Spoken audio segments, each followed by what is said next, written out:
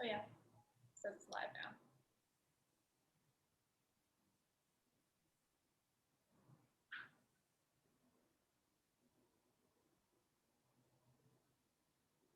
Okay, before we begin, we're just going to give everybody a couple of minutes or a couple of seconds to pop on and join us today. We've been getting a lot of questions from people, you know, how can I help? What do you guys have going on? What are ways that we can volunteer with the pandemic? So we wanted to just get people on here so that we could answer all of those questions and also share, you know, what are some struggles that we're going through and what are ways that you can help us, and then therefore we can help the survivors. So again, we're just going to go on for another minute and just have people slowly come on to join us. So if you have any questions, leave a comment and we are going to be happy to add those to our frequently asked questions as well.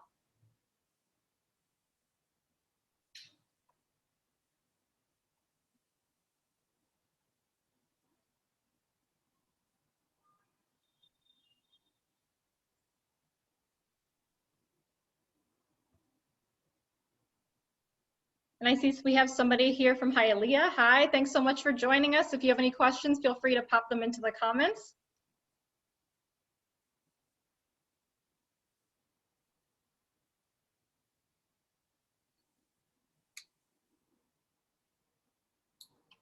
Just give it one more minute. See some people popping in. Make sure you introduce yourself in the comments. We want to see who's joining us.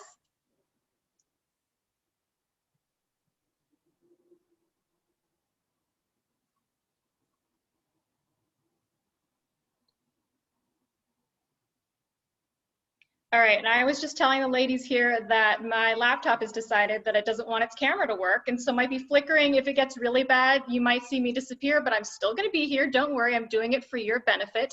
It's gonna drive everybody crazy if it goes on the whole time. All right, so if you've been on here before, my name is Christiana Lilly, and I'm on the board of directors for No More Tears. And we have a new face on here that you might not have seen, but she's definitely busy behind the scenes. Lauren Walsh, would you like to introduce yourself and let everybody know how you participate with No More Tears? Sure. Hi, everyone. Hope everyone's having a wonderful Monday so far. Great holiday weekend. So my name is Lauren, as Christiana said. I'm on the board of directors with her and Somi, and I am the head of the events committee for No More Tears. And so I really work with the team and the survivors in internal and external events. And then, of course, all the additional things we do on a day-to-day basis, including volunteering and working with survivors on their recovery journeys. So that's kind of my role, and so that's something that I'll be touching on a little bit this evening with you guys. All right, and I'm sure everybody is aware of who Somi Ali is. She's the founder and president of No More Tears, but I know we've had a couple of new people that have come on and have been really active in wanting to join our mission. So Somi, if you could introduce yourself really briefly for people who might be new to the No More Tears community. Sure. So my name is Somi Ali. I'm the founder and president of No More Tears. No More Tears' mission is to rescue and empower victims of human trafficking and domestic violence. We work very closely with the LGBTQ community. We also rescue pets that are in domestic violence situations. We are a salary-free nonprofit. We've been around for 14 years. And thus far, we have rescued and empowered over 30,000 men, women, and children. Excellent. All right. So we had a couple topics we wanted to go over today because we've had a lot of people messaging us on social media, calling, emailing, because they want to help. And we're so glad to see that. So first we want to talk about, even though it's during the pandemic, and Lauren will talk about this a little bit, what are some upcoming events or things that we kind of have in the works, Lauren, that people might be able to participate in or be able to help us with? Yeah, absolutely. So right now, as everyone can imagine, the past year has been difficult in terms of hosting events and fundraising events because of the pandemic and the lack of ability to kind of come together in a meaningful way physically. And so what we have coming up, which is very exciting, is we're working on a more of a smaller basis with our survivors, small groups of our survivors, and doing more internal events. And something that I love so much about No More Tears is how the organization takes such a holistic approach to helping survivors on their road to recovery and rebuilding their lives. And so these smaller internal events, they're focused on the well-being and benefiting the survivors and their families. And so, for example, we have an event coming up this weekend, kind of on the theme of love in February, which is a self-care, self-love event. And so we'll be working with a fantastic speaker who's going to be doing a guided workshop with about 5 of our female survivors, and really focusing on what's important to them, what they have learned to, love about themselves, and working on their goals and moving forward.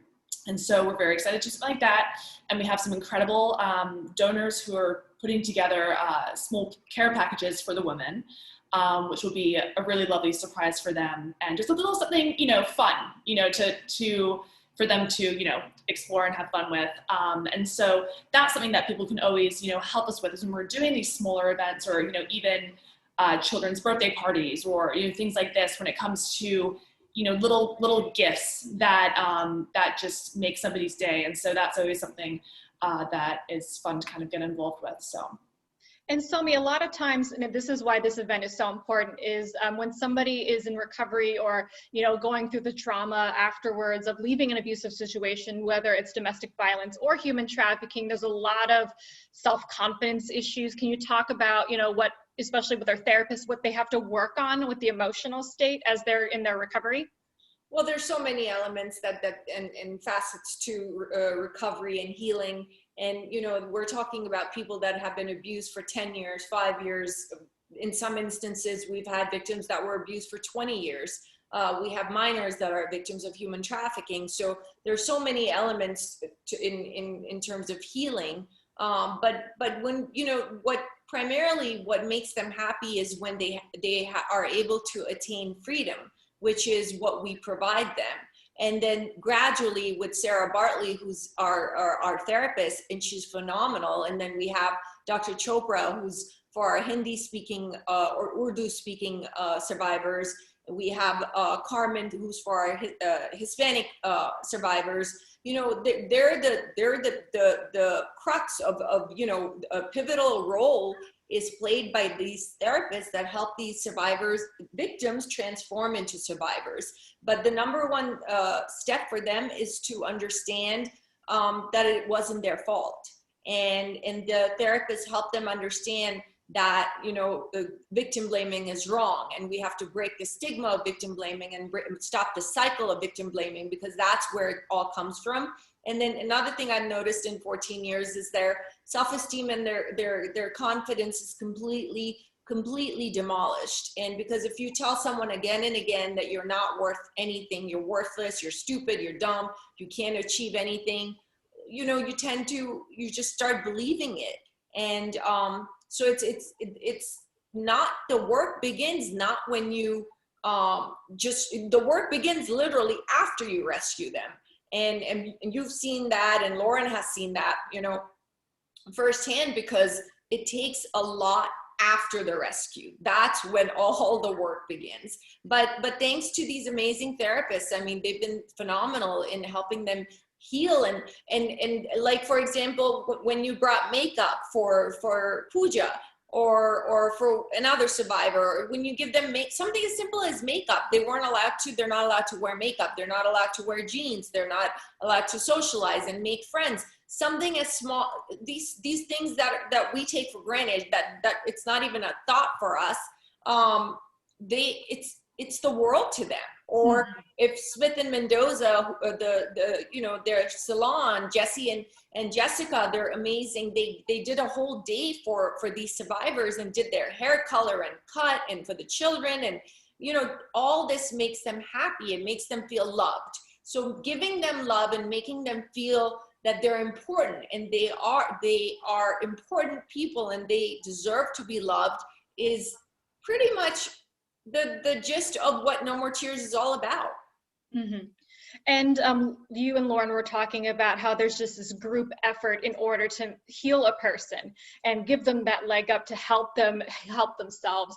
And, like you said, there's doctors, there's therapists, there's lawyers, there's mechanics, there's a whole community of people that we have that provide us with either pro bono work or significantly reduced work. And there are fees that are associated with helping people. going to court isn't free, getting, filing restraining orders and things like that. What are some costs that come up as we help rescue somebody, just so people understand, what it is that it takes to be able to help somebody? Somi? Well, for us, the first thing that we do when we rescue a victim, we have a safe space for them, and then they stay there for 10 days. That safe space is a partnership with various places where we house them. That is a cost that we incur. If it's $180 a night, we get a discount we get it for $40. It's a significant discount. Nonetheless, that safe It's still space a cost. is still a cost, and nonetheless, that safe space is very pivotal because that's what saves their lives. Going forward, then you find them a place to live, an apartment. You pay first month, last month security. So a lot of the costs, all the money that we have from fundraising goes to housing, attorney costs, therapy, immigration attorneys. A lot of these victims are brought here from different countries, and their paperwork is not filed to control them. They've given birth to their children in the US, and they're told that if you call the cops, you're going to get deported, you're going to lose your children. And so all of our funding, again, I've said it a million times, we all know this, that no one takes a salary. None of us here, we all volunteer our time. None of us, are on a payroll with No More Tears. We're all volunteering our time. So all the money that we do get, 100% of it goes to the victim services programs, which means that service providers, which means housing, which means doctors, which means, food, basic necessities. Because of the pandemic, food stamps has a huge delay now. So what are they supposed to eat in the interim? So therefore, if people can donate Walmart gift cards, Target gift cards, Publix gift cards, food, we need all of that. And if they can't donate financially, because of course everyone's struggling right now, they can do a toiletry drive for us. They can do, toothpaste, toothbrush, simple basic stuff that we just need every day. When you rescue the victims, they don't have all that stuff because you have to set a time to go in with cops after you file a restraining order to go and pick up the belongings. Again, in the interim, when they're in our safe house for 10 days, they're gonna need those items to survive, basic survival needs. Cell phones, we have to immediately change their cell phones for their protection. Mm-hmm. So there are tons of other ways for people to help if they can't help financially. And you actually helped me with a really great segue. Thank you so much, Somi. As you've been mentioning all these ways that people can help, if you look in the comments, we've shared the link to our donation link. You can share that with others. And if you feel moved to donate or even become a monthly donor, we'll talk about a little bit that later. Excuse me, I'm stumbling over my words. You can go ahead and click that link and donate. And you were talking about the pandemic and how it's impacted us.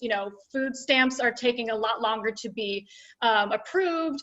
A lot of court hearings have been delayed by months and months and months. And of course, officially, legally being free from a spouse who's abusive is a big part of it. And having them wait that long can be really much of a struggle. But that's also really impacted our fundraising. Lauren, last year was, I believe you've been on the committee before, but this was your first year at the helm of the committee. The luncheon is our biggest fundraiser for the entire year. And you really had to switch gears. And thankfully, over the years, we've had so many great women come together to make this luncheon possible, but you had to switch it to move it online. Tell us about how that worked and how the pandemic really maybe put a damper on our fundraising, if at all. Yeah, absolutely. Obviously, across the nonprofit space, fundraisers last year were a big concern, especially for causes such as domestic violence and sex trafficking.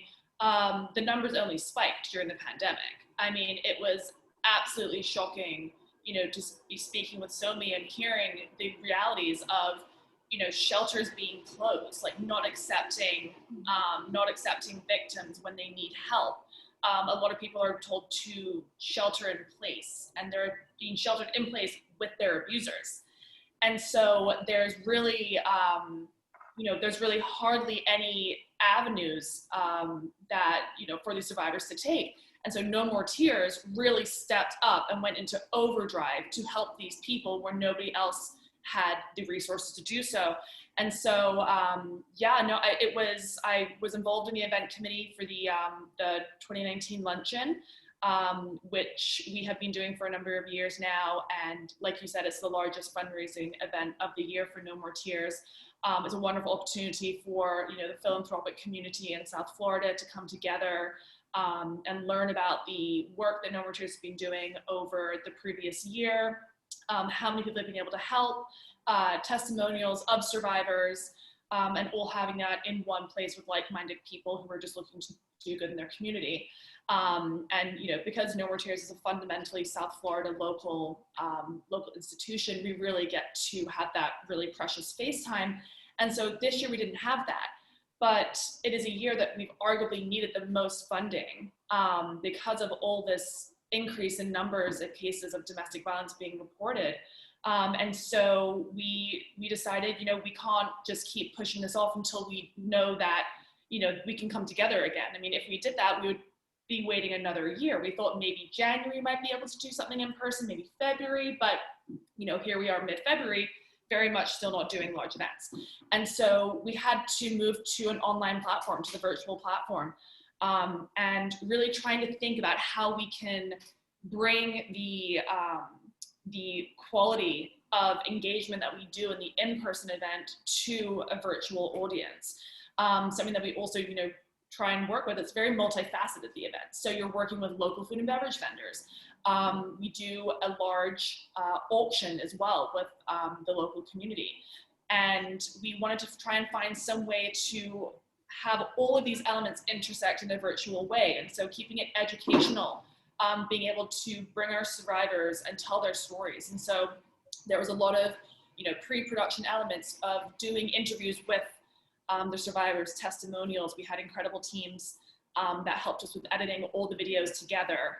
We had CSP Productions, which was the production team that helped us with the event itself, and then also helped us pull together all of the graphics. We have our media group who actually sit in Canada, and they offered all of their editing services and creating, you know, quality content for, you know, for our donors to really learn about what No More Tears has been doing, you know, especially towards the end of the year where there was an element of Zoom fatigue and, you know, people Absolutely. and people being on their computers by themselves at home for so long. It's like, how can we, you know, make it exciting again? We teamed up with a number of local food and beverage providers and local restaurants. So we really wanted to also help them, you know, with their struggles as well, whilst also giving our donors like a more interactive experience. And so, yeah, like you said, we have an incredible host committee who really pulled together and all their expertise to raise awareness for the event. We ended up raising over $50,000, which was, you know, fantastic. And we're so grateful for everyone that, you know, that joined in. We were also able to have all these assets. Now that it was digital, we're able to have the whole program as well as its individual components. We now have those to share moving forward. And, you know, the survivor stories might change year over year, but the fundamentals behind the story stay the same, unfortunately. And so, yeah, so we moved to the digital and the digital platform, and we were luckily and gratefully very successful. Of course, we would like to move back to an in-person event, hopefully towards the end of this year, seeing, you know, how we're doing. But you know, the networking element of events is very important as well. And you know, nothing can really beat that FaceTime, face-to-face with people, interacting with the organization and the committees, and interacting with the survivors themselves. I know, I can't wait to hug people. That's my thing. It's so strange to come up to somebody and be like, hi. I also can't wait to show the bottom half and not be in pajamas and be all dressed up on top. I know, I'm wearing pajama pants, everybody. Great.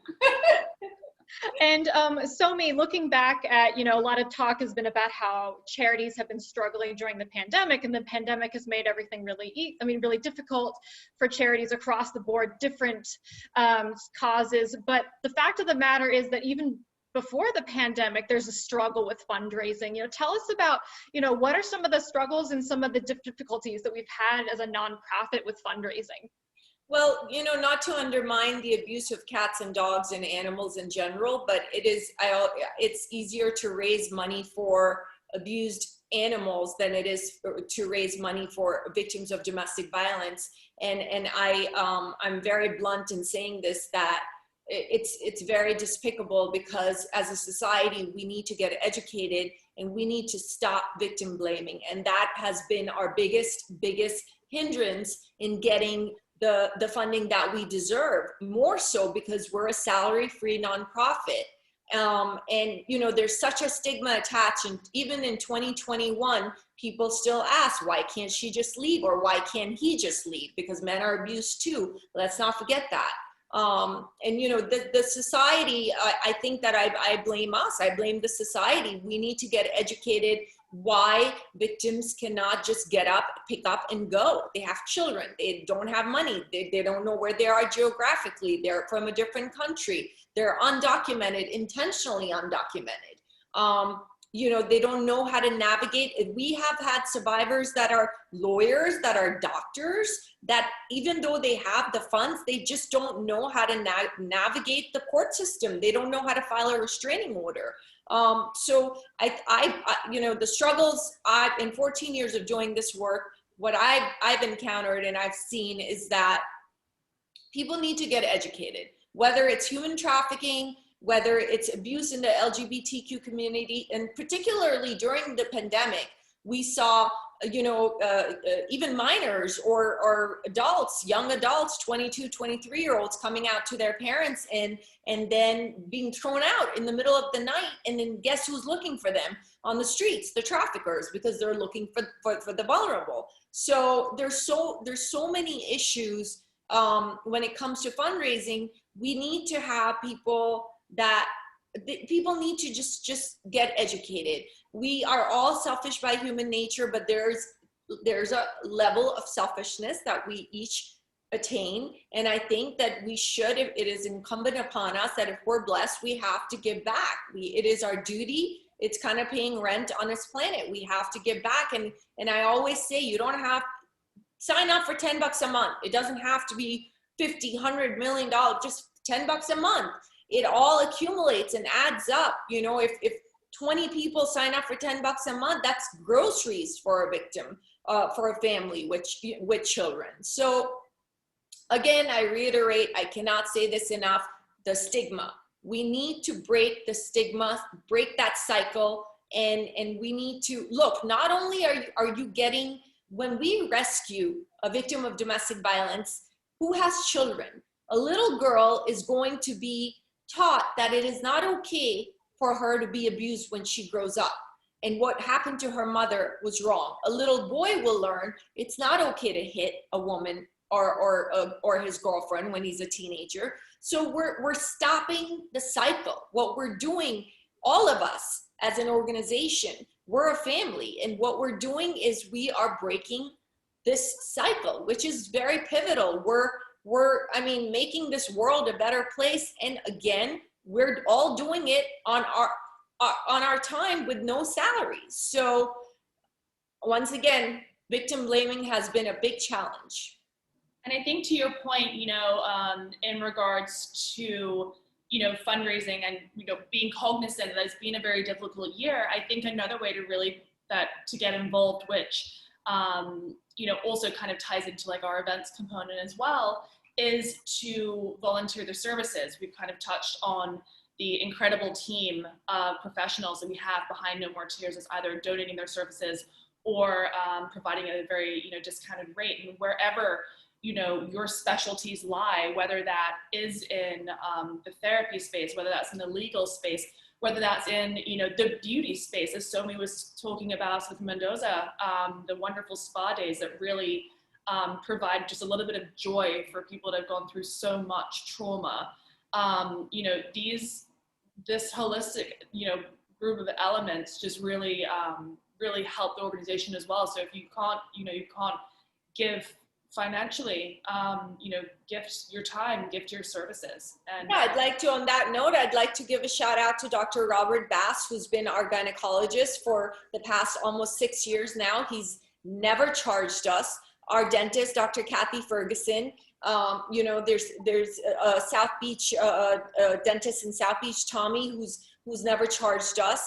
And, there are a lot of people that provide in-kind services, but there are more victims than service providers. So if whoever's watching this out there, if you're a dentist, if you're an optometrist, if you're, a OBGYN, the more the merrier, the more the merrier. There's no shortage of victims, unfortunately, and there's a barrage of referrals every single morning. It starts at 7:30 and it goes on till midnight. And it's, again, repeated, and it's all coming to us because we don't say no. We provide immediate help. We don't have a waiting list. We don't have a ton of red tape.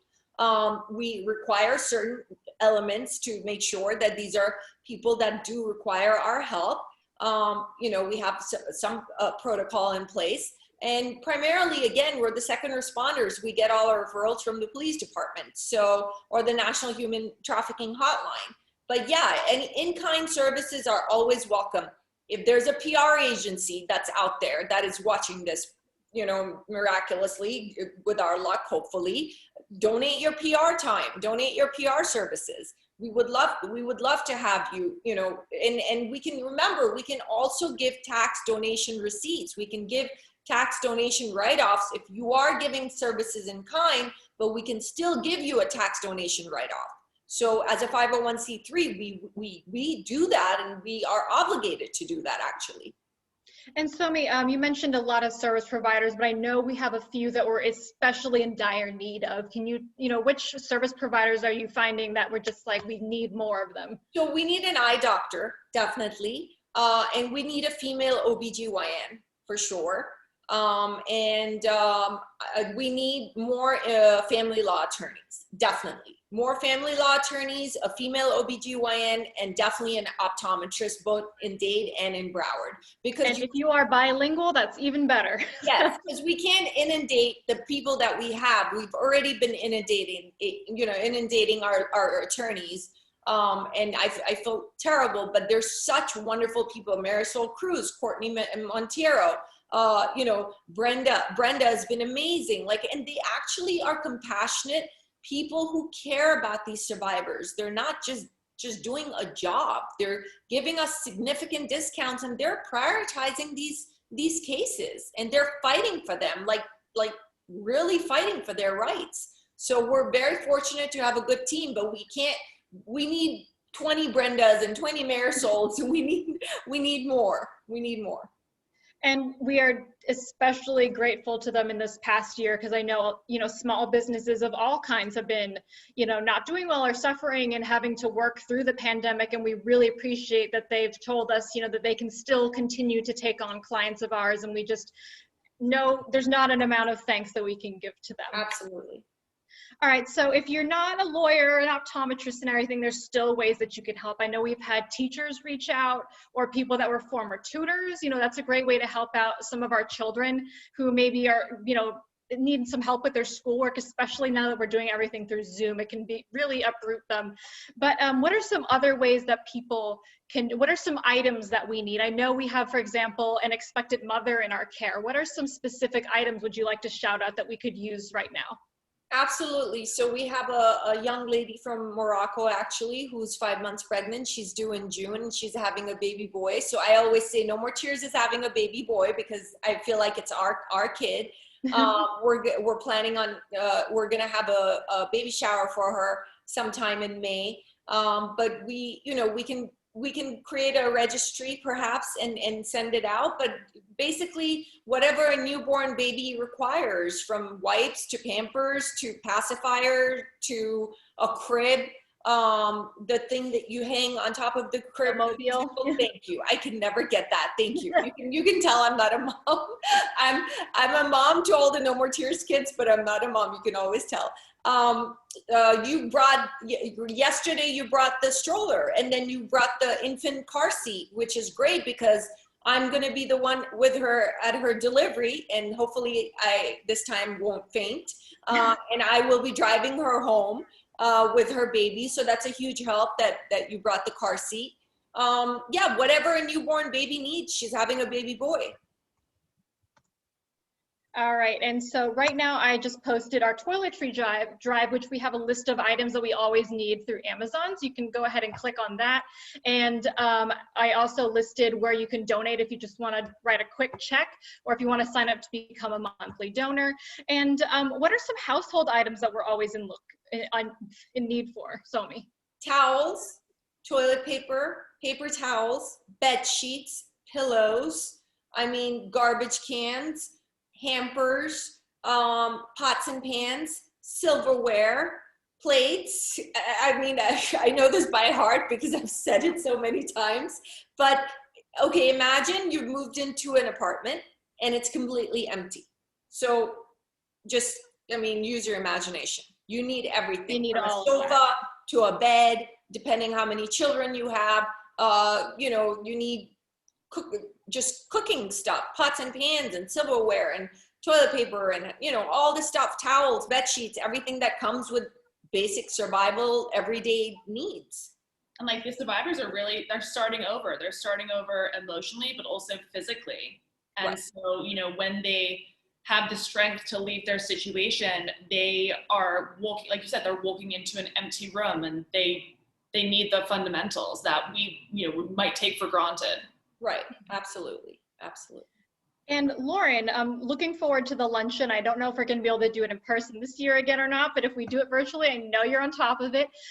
We have a big silent auction and some other ways that local businesses, business owners can participate. What are some things that you're looking for? I know we like to plan these things far in advance. Yeah, absolutely. I think what was really cool about, this past year, we did the auction. We usually do it in person. This time we did it virtually, and we opened it up a few days before, so we could really get familiar with the items. And then we kept it open throughout the event, and it was extremely successful. But I think what was really cool is that, the positive about doing it virtually is that people outside of South Florida could also interact with the auction as well. So maybe that will be something that we do keep digital moving forward, just so that there's more reach and more opportunity. And so, we always have previously done, South Florida, local community donations, services, et cetera, which has been, fantastic and wonderful. But maybe moving forward, we'll be able to open it up to anyone nationwide or even globally that wants to be involved. So when it comes to anything that you think would be an interesting item to have, at a silent auction that people want to, get involved with, whether it's a small business that wants to raise awareness for their company, that's a great way to do so. We have a lot of eyes looking, a lot of, very, fantastic people in South Florida are involved with our organization. And so that's a great way to raise awareness. Obviously the types of items will depend on the status of the pandemic this year, but very much hoping to at least take the luncheon back to in person, but perhaps we'll keep the auction digital as well, so more people can get involved and donate in that way. And what was great was that a lot of our supporters that are in California, even, they were able to participate and be a part of it this time. Absolutely. All right, and then we had somebody, and this is a great question, we get this from a lot of people. Is there something that men can do besides financial support? And just because it's, stereotypically a women's cause with domestic violence and human trafficking, so many men are actually very impacted by this. So tell us about male survivors, then also how, as men, as a part of their community, can help No More Tears. Well, what men can do is they can join us every Saturday. We have our park days. We have a small amount of children. We are all, wearing masks, and we're following all the, the safety measures that we're supposed to. But I've noticed a lot of the male children they look and they yearn for the male mentorship or the male companionship, which they didn't, like an uncle or big brother figure for them, which they did not receive at home from their fathers rather. So if a male wants to volunteer, they're welcome to join us on our park days every Saturday from 1 to 3 p.m. Yeah, absolutely. And there are male survivors. We have tons of male survivors. We have male survivors also because we work with the LGBTQ community. Mm-hmm. And I know we have a gentleman that just joined our board, and he was a little bit worried that he wouldn't have much to give. We said, no, this is fantastic. You are a father, a husband, and you're able to showcase a positive example of what a loving, compromising, understanding relationship can be. So men definitely do not think that you have nothing to offer. You have so much to offer. Absolutely. And I would love to see maybe some like Zoom mentorships, sort of like in the way of Big Brother, Big Sister, where like, they can just talk about quote unquote guy stuff or something, I know before the pandemic, sometimes we would receive tickets to a Miami Dolphins game, and a guy would take the mother and like their sons to the game, and they could talk about their favorite players and things like that. So hopefully we'll be able to do something like that soon. Yeah, I wouldn't do too well at that. I know, it's hot. I don't know who these people are. Yeah, I still have trouble figuring out what's football and what else. Yeah. And yeah, if there's any ideas anybody has of things they can bring to the table, we're absolutely open to hearing that. Thank you, Justin, for that question. That was a great question. Again, if anybody has any questions or ideas, pop them in the comments section. We also have our links to where you can donate, as well as the toiletry drive, which is ongoing, where you can donate deodorant, shampoo, baby shampoo, toothbrush, toothpaste, all of that, because often they're leaving with just their purses and their children's hands in their hands. That's it. That's it, yes. Okay. Well, I think that was all the things that we wanted to discuss for frequently asked questions when people are reaching out to us. Are there any other events, Lauren? I know we have a couple that we're kind of playing around with, something around Mother's Day or Father's Day. What are some ideas we're kind of throwing around that maybe can get people thinking? Yeah, absolutely. I mean, kind of like you said, but when, people are listening to this and they think of something that might be interesting that they can, facilitate as well, we're all ears. I think keep an eye out on our social media pages. We will be announcing when new events are coming up and ways that you can get involved either in the event itself or donating items or your time as well. So keep an eye out on our social media channels, and we'll be announcing those in the coming months as well. All right, and if somebody has an idea for a way that they can help, or they want to learn about how they can help, is there an email address or a phone number? What's the best way to reach everybody, and who would you like to be the point of contact for that, Somi? I know you get a ton of emails. My email is on nomoretearsusa.org. On our website in the contact section, they're welcome to email me at any time, and I respond to every single email. So yeah, and there are several ways to help, like I said, and you know what, whoever's watching, and if you have ideas for events for us, please, we always welcome people. We welcome ideas, because that's the only way that we're going to grow. We're a nonprofit that runs on zero ego. There's no hierarchy system here. We're all a family. We're all a family. So please, the only way for us to evolve and learn and grow is by other people giving us ideas. So please, if you have any ideas, feel free to email us, write to us, reach out to us through our social media, and we welcome that. Absolutely.